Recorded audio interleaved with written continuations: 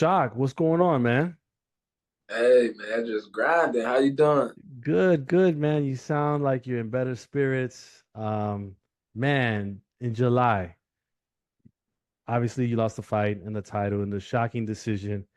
And I'm gonna call them by two blind mice because obviously the other one didn't gave you the card. What was the first thought that you came to your mind? Not so much that you expressed, but the first thought that came to mind when you heard that, when you heard the scores. I was confused. I'm not gonna lie, because I really thought it was. I thought it was gonna be a wipeout.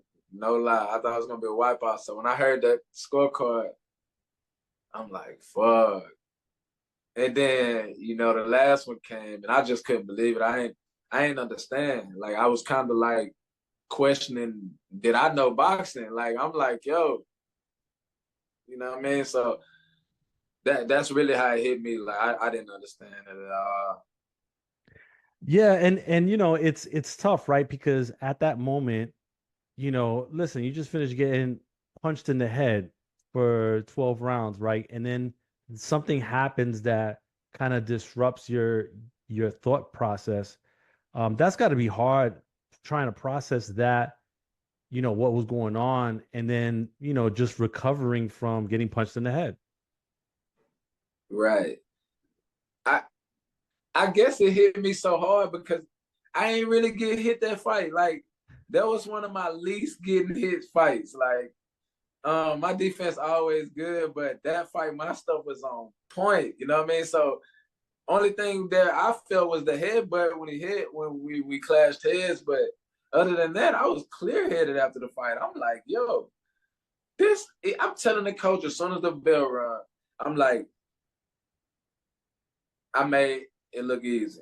I showed everybody I can get out there and brawl, or I can make this a guy like this that they thought everybody kept thinking that he was gonna come in there and it was gonna be a war. He was gonna do all this and do all that, and I made it look easy. And that's all I kept telling my coach, like, damn, I made this look easy, like you know what I mean. So yeah, it's crazy. It's crazy. Yeah, and I'm gonna ask you, like, was the fight easier to you to manage than what you anticipated?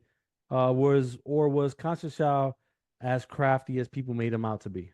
No, no. See, this the thing though. When people say crafty, I think they kind of mix that with awkwardness. Like he awkward, weird. Like he do weird stuff in the ring. I've seen that a lot.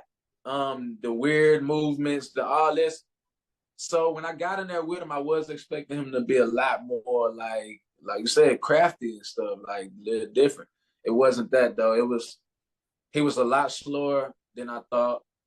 His feet was. I mean, I already knew he didn't have great feet, but his feet was man. A lot of it, yeah, you're right. I mean, a lot of it was I let the noise on the outside, you know what I mean, and it wasn't that in the fight. So, I mean, I understand now what I need to go do, and that's the thing. This is my first rematch in the pros, so it's cool because you already got them tendencies of that person and stuff. So Yeah, shit is good. yeah. And there was an uproar from the boxing community and your team as well, putting the pressure on WBC. Was there ever a moment that you felt like you might have not been able to get the rematch? Nah, nah. I felt from the beginning that it was gonna come. It was too much people talking about it. Too many like too many famous, too many people that got what I mean, got power and say so. I mean, not over the WBC obviously, but just in the public eye. You know what I mean? So yeah, I figured it was coming. Okay. All right. And then this fight is occurring just 4 months after the first one. Um how does the July fight affect how you prepare for the rematch? Or does it? It made it easier for me. I understand what he bringing to the table. I understand what I need to go do, and I needed to turn it up. So it made it easier for me. It made it better for me Okay. for sure. And what did you learn about yourself this past summer as you reflected on things as they were happening? Especially things that you do, what you have control of and what you don't have control of. Like what did you learn about yourself, if anything? That never take the easy route out. I always put everything into whatever it is, and you're gonna get the outcome you're looking for. When you try to go in there and you know what I mean, like I said, that's what I learned from it, bro.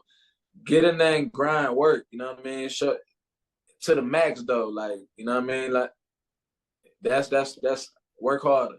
Like that's what I took out of it for sure. And you're saying that because you feel like you might have taken your foot off the gas a little bit at the end because you felt like you had the fight?